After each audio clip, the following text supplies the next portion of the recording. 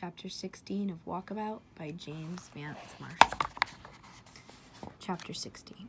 Dawn brought wreaths of mist as the heat of the sun warmed with the dew-wet rocks, making them steam like tarmac after summer rain. The children woke damp and cold, hungry and thirsty, their mouths dry and their voices hoarse.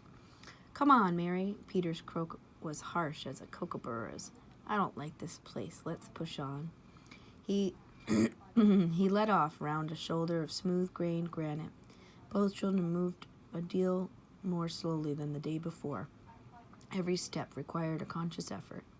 They found that the shoulder joined on to a solid massif, a great wedge-like block of hills flanked by a subsidiary ridge, which ran directly across their line of advance. Atop this ridge, little puffs of cloud, sun-tinted fawn and pink, were rising and falling to the breath of unseen air draughts. Mary looked at the clouds thoughtfully, hopefully.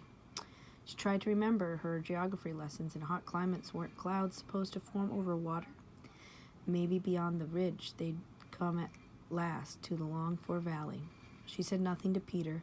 Disillusion, if it came, would be too cruel. But somehow her eagerness communicated itself to the little boy. He quickened his stride.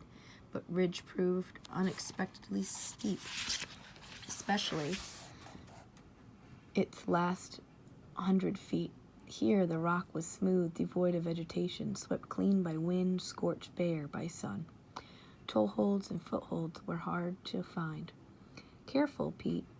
Mary paused, wiped the sweat out of her eyes, and pointed to the left. "Over there, it's not so steep." Slowly, painfully, they inched their way higher.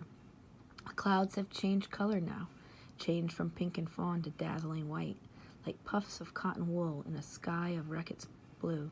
They bobbed and curtsied along the farther slope of the ridge, almost within the children's hand-grasp, and below them Mary could see more cloud, stratocumulus, layer upon layer. Her hopes rose. "Careful near the top, Pete. To the other side may be a cliff."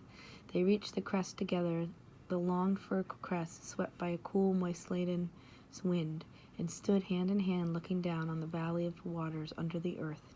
They couldn't see much detail in the valley itself, for it was blanketed in cloud, but the general layout was clear. It was a rift valley, steep-sided, about 3 miles wide, splitting the hills like an axe cut. Through occasional breaks in the cloud, the children could see belts of woodland and distant gleam of water. Peter danced on the crest of the ridge. "Just like the darky told us, Mary, food and water. Yerma akulola." The girl nodded.